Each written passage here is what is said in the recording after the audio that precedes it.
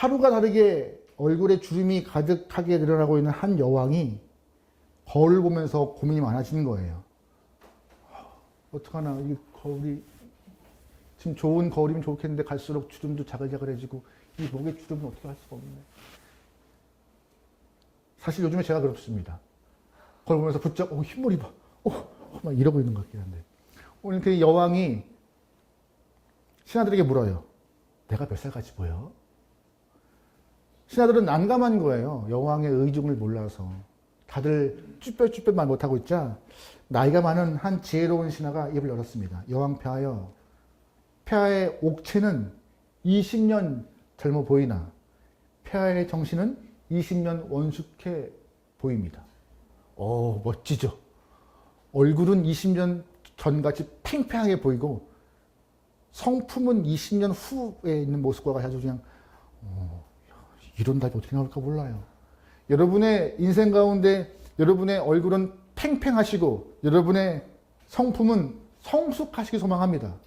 그게 신앙인의 모습이 아닐까요? 사실 우리가 좀 겉에 조금 주름이 좀 가도 조금 이렇게 흰머리가 좀 나고 좀 체형이 변해도 똑같은 모습은 우리의 속사람인 것 같습니다. 언제나 주를 향해 달려가는 그 속사람이 변하지 않으면 되는 것이에요.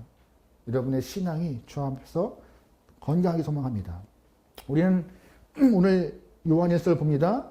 요한일서를 통해서 우리가 계속 강조하는 것은 사귐에 대한 이야기를 강조해요.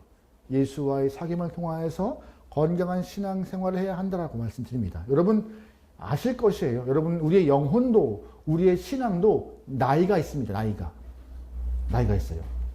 근데 이 영혼의 나이가 이 신앙의 나이가 꼭 이 육체의 나이와 비례하지 않습니다. 무슨 말이냐? 나이가 많을수록 이 영혼의 나이도 성숙하고 더 점잖아지는 것은 아닌 것 같아요. 반대로 육체가 젊은데 영혼의 나이가 성숙한 사람이 있고 또 어떤 사람은 육체는 나이가 많은데 영혼은 아주 죄송합니다. 철딱선이 없는 것 같은 신학분도 계십니다. 여러분은 영혼의 나이가 몇 살이세요? 3살? 이렇게 어떻게 해야 돼? 3살? 3짤? 어떻게 돼? 표현이 어떻게? 네. 몇 살이세요? 이 영혼의 나이라는 것은 다른 말로 하면 예수를 믿고 난 이후 우리의 믿음이 성장했는가, 얼마나 영혼이 성숙했는가 그걸 묻는 거예요. 오늘 본문에서 사도 요한은 그리스도인들의 영적 나이가 이렇게 된다라고 표현하고 있습니다. 그게 바로 12절에 자녀, 13절에 아비들, 청년들, 14절에 아이들 이렇게 영적으로 나이를 좀 구분하고 있어요. 오늘 이 나이들을 좀 언급하면서 우리는 어느 위치에 있는가 스스로의 좀 위치를 파악하며 나는 조금 더 성장할 때이구나. 내 나이는 조금 더 영혼 나이는 좀 건강하구나. 스스로 판단할 수 있는 귀한 때가 되면 좋을 것 같습니다. 우리가 오늘 본문에서 가장 먼저 봐야 할 것은 사도 요한이 벌써 부를 때 자녀들아 라고 부르는 것이에요. 뭐라고 불러요? 자녀들아 라고요. 우리 12절 말씀 읽어보겠습니다. 시작. 자녀들아 내가 너희에게 쓴 것은 너희 죄가 그의 이름을 말미암아 사함을 받았음이요. 아멘.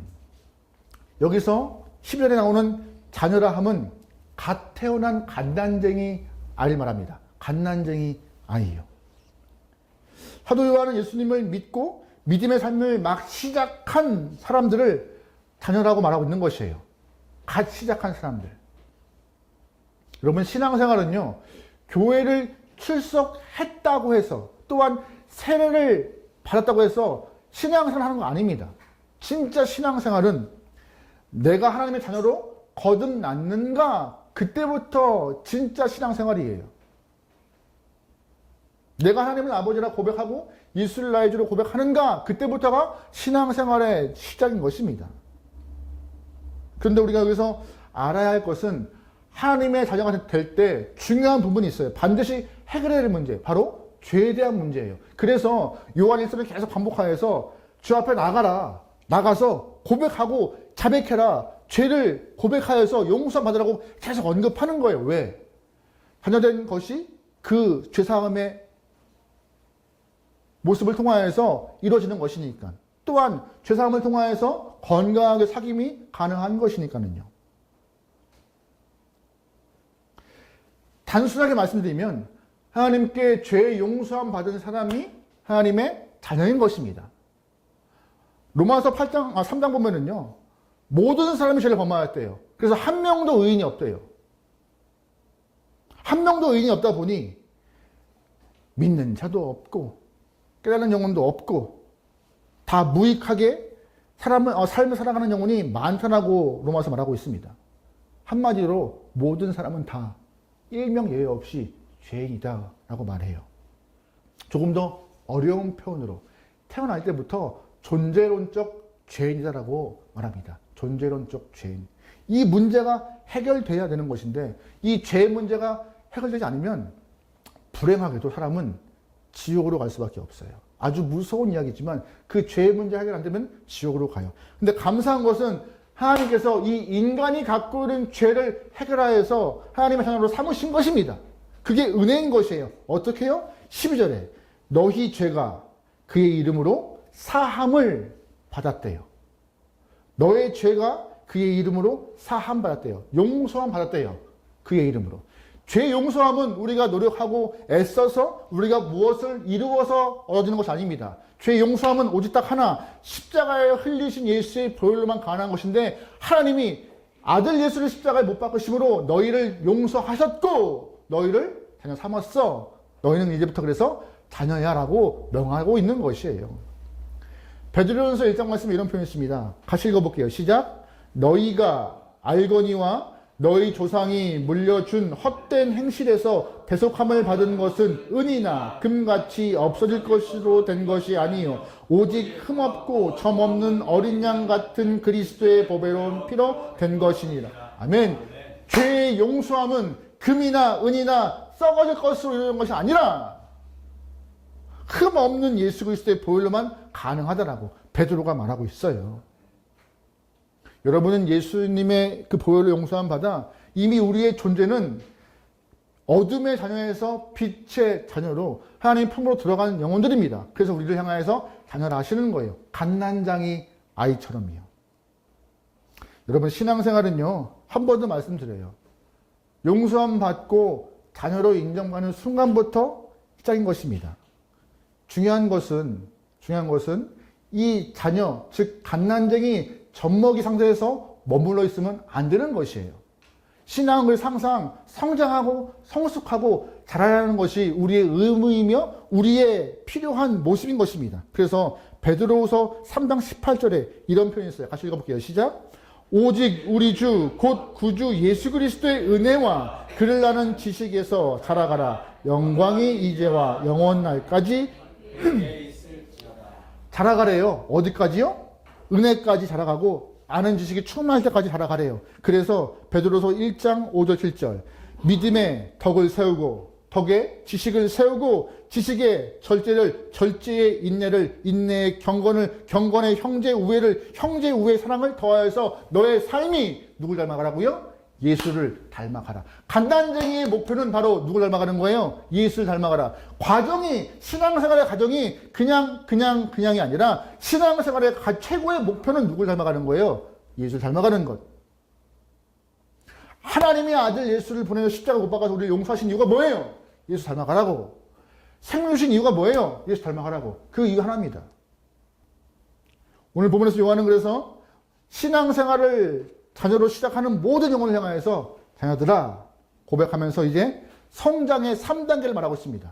성장의 3단계. 그냥 자녀로서 인생의 신앙의 나이가 끝이 아니라 다음 단계가 있다 말하고 있어요. 첫 번째 무슨 단계냐?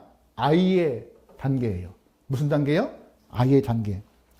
14절 전반부의 말씀 보면은 아이들아 내가 너에게 쓴 것은 너희가 아버지를 알았음이요 라고 말하고 있습니다. 아이들아. 이 아이의 단계가 있다는 것이에요. 자녀에서 아이의 단계로. 이 아이의 단계는요, 그냥 하나님을 아버지로 인식하는 수준입니다. 인지하는 수준이고 아버지를 아는 수준이에요. 말씀 가운데 오늘 10절 말씀에 알다라는 말은 그냥 본능적으로 아는 거예요. 직관적으로 하나님이 내 아버지임을 알고 고백하는 것이에요. 뭐 합법적인 문서나 증서 이거 디미는 거 아닙니다. 여러분 혹시 여러분 아이를 낳으신 분들은 아시겠지만 아이를 낳은 아이들이 아빠라고 부를 때 아버지한테 내가 아빠라고 부를 터인데 가족관계 증명서를 좀 떼오시고 당신의 신분증을 들이밀어서 당신의 아버지인지를 좀 증명해 다오라고 말합니까? 아이들이? 안 해요. 그냥 앞에 있는 사람이 아빠인지 알아요. 앞에 있는 사람이 엄마인지 알아요. 마찬가지예요. 우리가 신앙생활을 시작할 때 우리는 본능적으로 어떻게 되는 거예요? 하나님을 아버지라 부르는 것이에요. 그게 어떻게 가능하냐? 하나님을 알게 되는 것은 사실 말로 다 설명할 수 없지만 감사한 것은 예수를 믿고 영접한 이후 성령께서 우리 안에 우리의 자녀됨을 말씀하시는 것이고 우리가 자녀가 되었을 때 하나님을 아빠, 아버지라 부를 수 있는 은혜를 허락하시는 것입니다. 이걸 어떻게 설명을 해야 되는 것인가 잘 모르겠어요. 감사한 것은 성령 하나님 우리에게 자녀의 영을 허락하시고 자녀의 영을 통하여서 하나님을 아버지라 부를 수 있는 그 은혜가 임하는 거예요. 그게 아이의 수준인 것입니다. 로마서 8장 말씀에 이런 표현이 있어요. 같이 읽어볼게요. 시작. 너희가 다는 무서워하는 종의 영을 받지 아니하고 양자의 영을 받았으므로 우리가 아빠 아버지라 성령이 친히 우리 영과 더불어 우리가 하나님의 자녀인 것을 증언하시나니 아멘. 하나님의 영이 되는 순간 양자의 영을 받아서 주의 자녀가 되는 순간 우리가 하나님을 뭐라 불러요? 하나님 아빠 아버지라고요. 그건 은혜인 거예요. 은혜. 평생 가도 평생 교회 가도 하나님을 아버지라 못 부르는 영혼이 많지만 우리의 위치가 존재의 위치가 사망에서 생명으로 옮겨지고 어둠에서 빛으로 옮겨지고 죽음에서 생명으로 옮겨지고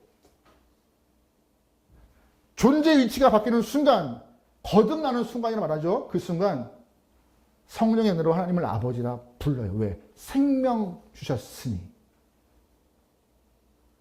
세상에서 어머니 아버지를 통하여 얻었던 육신의 생명을 넘어서 예수 그리스도의 보혈로 생명 허락하신 하나님을 향하여서 뭐라 부르는 거예요? 아버지라 부를 수 있는 은혜가 있는 것이죠. 이때가 바로 구원의 확신이 갖는 순간인데 이때를 오늘 요한은 아이와 같은 순간이라 해요. 아이. 그런데 중요한 것은 우리가 어둠에서 빛의 자녀가 되었다고 해서 종의 영에서 양자의 영을 받다고 해서 단번에 우리 성품이 성자와 같이 거룩해지고 멋져지는 것이 아닙니다. 구원의 확신이 딱 드는 순간 하늘이 너무 밝아지고 세상에 너무 모든 것이 달라진 것 같아요. 근데 우리 성품은 그대로예요. 똑같아요. 그래서 더 자라나고 더 성숙하는 모습이 필요한 거예요. 우리가 하나님을 아버지라 부른다고 해서 다 된 것이 아닙니다. 그 다음 단계가 분명히 필요해요. 그래서 그 다음 단계를 오늘 본문에서 요한은 청년이라 말해요. 청년이라고. 청년이요. 13절 후반 말씀 보면은요. 청년들아 내가 너희에게 쓴 것은 너희가 악한 자를 이기었음이라. 14절 후반 말씀 보면은 청년들아 내가 너희에게 쓴 것은 너희가 강하고 하나님의 말씀이 너희 안에 거하며 너희가 흉악한 자를 이기었음이라. 청년은 어떤 수준인 것이에요? 악한 자를 이긴대요. 흉악한 영혼을 이긴대요. 본문에서 악하고 흉한 자는 뭐예요? 사단마귀예요. 우리의 신분이 종의 수준에서 자녀의 수준으로 바뀌는 순간 사단마귀는 저 영혼들을 꺾어야 돼요. 꺾어야 하는데 감사한 것은 청년의 믿음에 청년의 신앙순을 가진 영혼들은 그들을 이긴대요. 이길 수 있대요. 왜? 신분이 바뀌었고 하나님이 함께 하시니 이길 수 있는 것이죠. 그러다 보니 청년 단계에 들어오는 순간부터 사단마귀는 넘어뜨리기 위하여서 우리를 넘어뜨리기 위하여서 유혹도 많고 어려움들도 생기고 환난도 생기고 핍박도 생기고 신앙적 고민도 생기고 신앙적 갈등도 생기고 영적 싸움도 발생하는 것입니다. 언제? 청년의 때. 신앙적 청년의 때. 혹여나 우리의 신앙이 아무 문제 없으면요. 아직도 우리가 하나님을 아버지라 부르면서 아무런 문제가 없이 그냥 흘러간다. 아마 그러면은 우리는 아직 아이의 때일 수 있지만 조금 더 신앙생활 하다 보니 신앙적 갈등, 신앙적 고민, 또한 유혹과 핍박과 어려운 일이 발생한다. 그럼 아마 우리는 청년의 때에 들어와 있음을 인식하셔야 돼요. 어떤 분이 그러더라고요. 목사님 처음 교회 와서 예배 드릴 땐 너무 좋았다고 행복했더라고. 예배 드릴 때 행복했고 기도할 때 응답 받는 것 같고 하나님이 함께하는 것 같다고 너무 행복했더라고. 근데 하다 보니 자꾸 문제가 생기더라고. 문제가 생긴 것이 아니라 믿음이 생긴 것입니다. 믿음이 강해지는 것이에요. 예배 드리는 것이 행복한데 그 믿음의 행복한 영혼들을 가만히 두겠습니까? 예배를 행복해 드리는 영혼을 가만히 두겠어요? 사단마귀가? 흔들어야죠. 예배 못 드리게 해야죠. 기도할 때 응답 받는다고 참 좋아서 매번 기도한 영혼을 가만히 두겠어요? 바쁘게 만드는 거죠. 기도 못하게. 그런 상황을 뚫고 기도하고 예배 드리고 말씀 보는 그런 영혼들이 청년을 향해 나가는 것입니다. 여러분 오늘 본문 보면은요. 영적인 청년들이 어떻게 악하고 흉악한 자를 이길 수 있는지 말씀에 보여주고 있어요. 10절 말씀에 너희가 강하고 하나님의 말씀이 너희 안에 거하시며 이미 청년의 때에 들어오는 신앙들은 강함이 있습니다. 근데 더 강함은 어떻게 이루어져요? 말씀을 통하여서 강해진대요. 스스로의 요령과 방법을 터득하여서 신앙생활을 이렇게 하는 것이다라고 스스로가 터득한 삶이 아니라 말씀 안에서 말하고 있는 신앙생활의 모습, 예수의 성품을 닮아갈 때 그게 청년의 때 경험할 수 있는 유혹들을 이겨낼 수 있는 방법이 나와 있는 것이에요. 그래서 조금 성숙한 신앙인들이 어려워할 때 목사들이 매번 하는 말이 있어요. 뭔지 아시죠? 기도하세요. 말씀 보세요. 별거 아닌 것 같죠? 그게 이 말씀을 대변하고 있는 것이에요.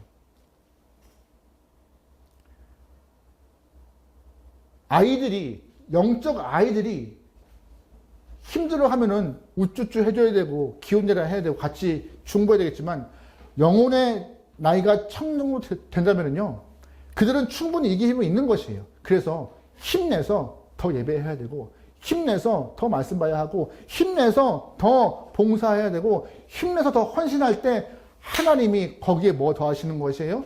은혜 더하시고 힘 더하사 상황들을 빠져나갈 힘을 주시는 것입니다. 왜? 이미 힘이 있으니까요.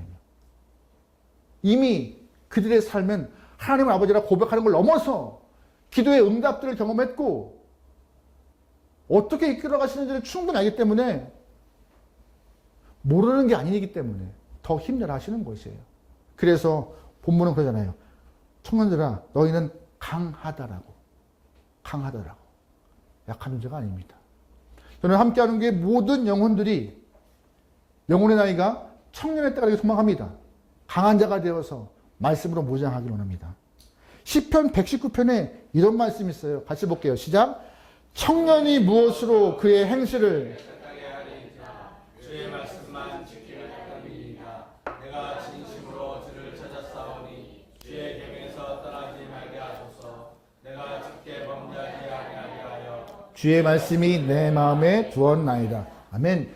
청년의 때 무엇으로 그들의 삶이 올곧게 바르게 온전하게 나갈 수 있는가? 답은 뭐라고 그랬어요? 말씀 안에 거라 말했습니다. 말씀을 지키고 말씀 안에 거할 때 우리 애가 범죄하지 아니하고 말씀을 통하여서 옳은 길을 걸어갈 수 있다라고. 누구의 옳은 길? 하나님의 옳은 길을 걸어갈 수 있다라고요. 말씀 지키는 게 쉬우면 다 하게요. 누가 다 하게요. 제가 우연치 않게 이렇게 유튜브에서 이렇게 영상을 보다가 어떤 분이 그러더라고요. 요즘 워낙 경기가 어려우니까 부업으로 뭐 한 달에 50만 원, 100만 원 벌고 싶으신 분을 이렇게 소개하더라고요. 한 달에 시간도 얼마 뭐 이렇게 제목이 하루에 뭐 한 1시간 투자, 한 달에 50만 원, 100만 원. 이게 뭐야? 쏙 들어가 봤죠. 근데 그분이 얘기를 다 해줘요. 15분 동안 어떻게 하면 뭐 한 달에 얼마나 버는지, 뭐 블로그라는 걸 만들어서 뭐 이렇게 하고 다 방법을 다 해줘요. 마지막에 하는 말. 이렇게 해도 안 따라한다고. 아무도 안 따라한다고. 말씀이 그거 아닌가요? 말씀은 우리에게 어떤 것이 옳은 길인지 알려주고 싶어요. 다 알려줘요. 근데 안 따라해서 문제인 것이죠. 안 따라해서. 말씀은 분명히 말해요. 청년들은 강하다. 그 강함을 어떻게 유지할 것이며 그 강함을 어떻게 주님께 끌고 갈 것인가? 말씀대로 행하고 말씀대로 힘을 얻어 말씀을 표현할 때 우리는 더 강할 수 있다. 흔들려 있을지라도 주님이 세우신다. 오늘 아침에 좀 일찍 와서 우리가 매주 내고 있는 성경 문제를 제가 채점했습니다. 매주 채점했어요. 작년에 비해서 문제가 배로 늘어났습니다. 힘들어 하시는 분도 계실 것 같아요. 보통 20문제가 넘는 페이퍼인데, 감사하게도, 하시는 분들은 계속 하시더라고요. 중간에 꺾으신 분도 계시지만, 괜찮습니다. 쉽지 않죠. 매주 그걸 한다는 것이. 그런데, 그렇게라도 말씀을 붙잡고 있는 것이 필요합니다. 그렇게라도. 우리가 여러분 가슴에 손을 얹고 일주일에 얼마나 성경을 옆에 두고 계십니까? 일주일에 얼마나? 드라마는 월화 드라마, 수목 드라마, 주말 드라마, 넷플릭스에서는 여러 가지 드라마를 다 깨고 있습니다. 근데 성경을 깨고 있진 않아요. 성경을 옆에 두지 않아요. 요즘에 뭐 폭삭 사가수다, 폭삭 뭐라고? 소가수다. 그거. 그게 유행인가 봐요. 재밌다고 하더라고요. 밥 먹으면서 어떠한 사역자가 열변을 토하더라고요. 꼭 보라고. 자기는 막 눈물 찔끔찔끔 흘린다고 막 그거 보면서. 그 정도냐? 아닌 것 같은데. 어쨌든. 그렇게 시간 내면은 드라마를 보고 애를 쓰지만 우리가 얼마나 우리의 믿음을 지키기 위해서 말씀을 곁에 두고 있는가 한번 돌아봐야 합니다. 설교할 때 주일날 한 번 말씀 피는 게 다라면은 여러분 크게 반성하셔야 합니다. 매일 하루 아침에 슬기로운 아침 시간 10분 듣는 거 나 땡이다. 크게 반성하셔야 합니다.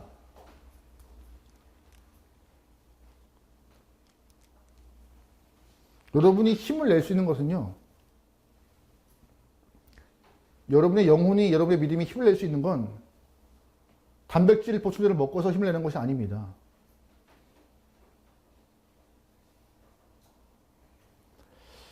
조지 밀러라고 하는 목사님이 이런 말씀 하셨어요.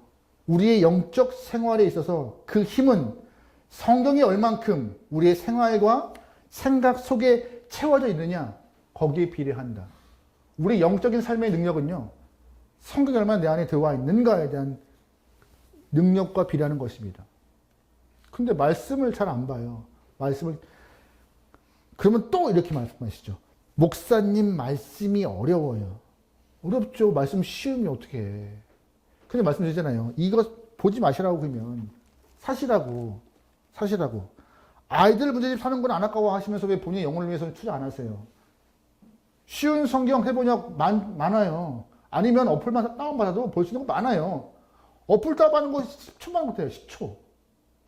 버전들 많아요. 근데 안 해. 그러면서 맨날 어렵대. 읽고 어려운 말도 안 해. 읽고 어려워서 목사님 이거 모르겠어요 하면 내가 이거 그러시냐고 내가 답해 주지. 그만해야지. 말씀이요. 별거 아닌 것 같은데 그 별거 아닌 게 별거가 될 때가 많습니다. 그래서 성경은 말하고 있는 것이에요. 청년이 어떻게 옳은 길을 갈 수 있느냐? 말씀으로 가는 것이고. 많은 신앙의 선배가 뭐라고 하느냐? 우리의 믿음의 능력은 말씀이 내 안에 채워지는 것에 비례한다고 말하고 있는 것이잖아요. 여러분 채우셔야 합니다. 세 번째 오늘 본문에서 요한이 신앙의 나이를 평가할 때 아비의 단계 또한 있다고 말해요. 아비의 단계. 어떻게 말하고 있느냐? 10절 말씀에 아비들아 내가 너희에게 쓰는 것이 너희가 태초부터 계신 이를 알았으며 라고 말하고 있어요.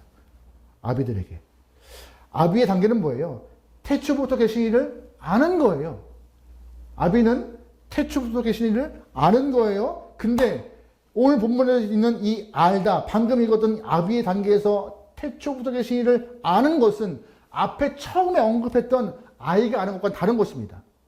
아이가 하나님을 아버지라 부를 때 아는 것은 본능적으로 아는 것이지만 오늘 지금 읽은 아비의 단계에서 하나님을 아는 것은 경험 삼아 아는 거예요. 뭐 삼아요? 경험 삼아.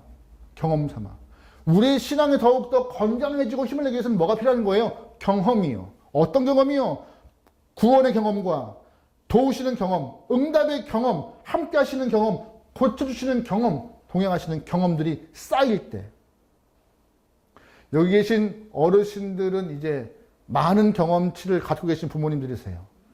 아이들을 하나, 둘 낳으면서 참 각각 다른 아이들을 키워가며 그 경험치가 쌓였고 이제는 그 경험들의 노하우가 되어서 뒷짐지고 훈수를 두면서 그럴 때가 있어라고 이렇게 하실 수 있는 분들이죠. 경험이 쌓여서. 근데 이 초보 엄마들은 어떻게 돼요? 애가 뭐 하나 해도 막 인터넷 뒤져보고 막 책 보고 막 난리도 아닙니다. 괜찮아 해도 괜찮긴 엄마 애가 이러는데 막 난리가 나요. 왜? 경험치가 다른 거예요. 여유가 생기는 거죠. 아비 단계가 이런 거예요.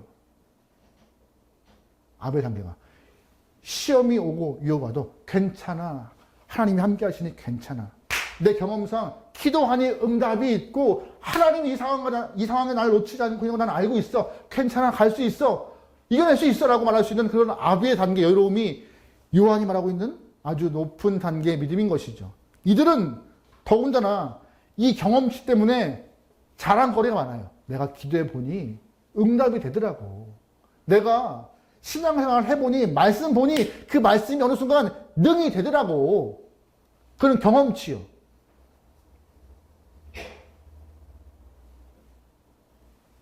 이 경험을 무시 못해요.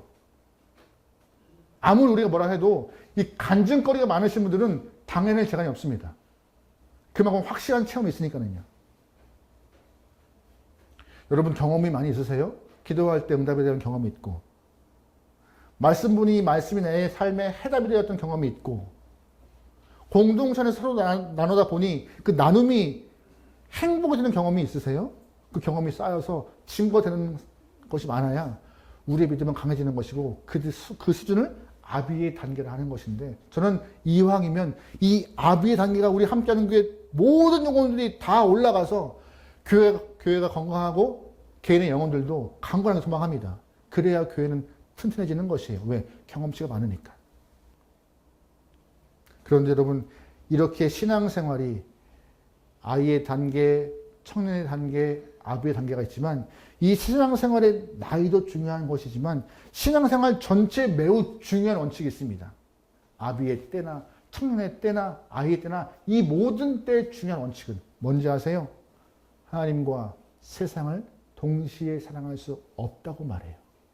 아이의 때든 청년의 때든 아비의 때든 항상 이 문제. 세상과 하나님을 동시에 사랑하려고 하는 그런 모습들. 양손에 다 쥐고 흔들려 하는 그 모습들. 그거는 불가능하다라고 요한이 말하고 있어요. 우리 15절 말씀 읽어볼게요. 시작. 이 세상에 있는 것들을 사랑하지 말라. 누구든지 세상을 사랑하면 아버지의 사랑이 그 안에 있지. 분명히 말해요. 세상을 사랑하면 아버지의 사랑이 그 안에 있다 없다? 없다라고요. 분명하게 세상을 사랑하고 세상을 친하게 지내면 하나님과 멀어진다고 말하고 있는 것입니다. 왜냐하면 세상에 있는 것들의 특징 때문에 그래요. 아니 목사님 이왕이면 같이 다 사랑하고 서로 다 사랑하면 좋잖아요. 그게 아니라요. 그게 아니래요. 왜? 세상 것들은 우리가 두루두루 사랑할 수 없는 것들이래요. 16절 말씀에 이는 세상에 있는 모든 것이 육신의 정욕과 안목의 정욕과 이생의 자랑이니 다 아버지께로부터 온 것이 아니요. 세상으로부터 온 것이라. 세상 것들의 특징은 뭐예요? 육신의 정욕이래요. 안목의 정욕이래요. 이생의 사랑이래요. 다시 말해서 욕망에 충실하도록 우리의 삶을 끌어가는 것이 세상 것이고 또한 눈으로 유혹되는 것이 많은 것이 세상 것이고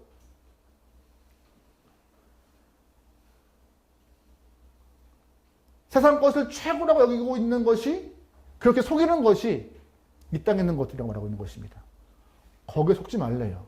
왜냐하면 10절 말씀에 이 세상도 그 정욕도 지나가되 영원하지 않은 것이래요. 그 영원하지 않은 것에 목매어서 영원한 것 잃어버리지 마라고 하는 것이 요한의 마지막 당부입니다. 아이의 때나 청년 때나 아비의 때나 세상에 목매여서 자꾸 세상 것에 매이면은 잠시 지나가는 것에 매이면은 영원한 것 놓쳐서 결국 너희는 주님과 멀어지는 것밖에 안 돼. 주님과 사귀고 싶니? 사랑하고 싶니? 그러면 가까이 해. 세상에 있지만 세상 것보다 영원한 것에 목매어서 하나님을 더 찾고 부르짖어 더 친해져. 그것이 답이라고 말하고 있는 것이 요한의 당부예요. 여러분 어디에 계십니까? 어느 수준의 신앙이세요? 어느 수준의 신앙이든 우리의 신앙이 더욱더 한 단계로 성장하고 건강해지려면 딱 하나입니다. 주 곁에 계셔야 합니다. 가까이 계셔야 합니다. 이 말을 좀 오해해서 매일매일 교회 오라는 거 아닙니다. 저 없어요. 매일매일 교회도 저 없어요. 여러분의 매일매일 삶이 하나님을 찾고, 하나님, 그래서 제가 첫 요한일서 처음 설교할 때 기억하세요? 일정한 시간을 두고 주님을 찾고 만나시라고. 그냥 특별한 거 하지 않아도 주님 저 오늘 뭐 해요? 하나님 저 오늘 뭐 시작하는데? 각 잡고 기도하지 않더라도 주님을 부르짖는 것이 일상화되고 찬양이 습관이 되고 말씀 보는 것이 내 삶의 낙이 돼야 신앙의 성장이 있는 것이고 세상 것을 사랑하지 않을 수 있는 것입니다. 이 안에 채우려면요. 채워 있는 것을 빼내야 돼요. 새로운 것을 집어넣으려면 기존에 있던 걸 다 비워내야 다른 것을 채워넣을 수 있는 것입니다. 우리의 24시간 어떤 것으로 계속 채워놓고 계시죠? 믿음으로, 말씀으로, 신앙으로 채우기 위해서는 세상 것들을 다 끄집어내 놓으시고 하늘의 것들을 채워서 주님과 친밀하여서 자녀라 부름받고 경험 많은, 체험 많은, 간증거리 많은 아비의 모습으로 성장할 수 있는 여러분의 신앙들이 소망합니다. 하나님이 이뻐하실 거예요, 그러면. 하나님이 그래 가자. 나와 함께 가자. 나의 어여쁜 자여 라고 부르실 것입니다. 여러분의 삶이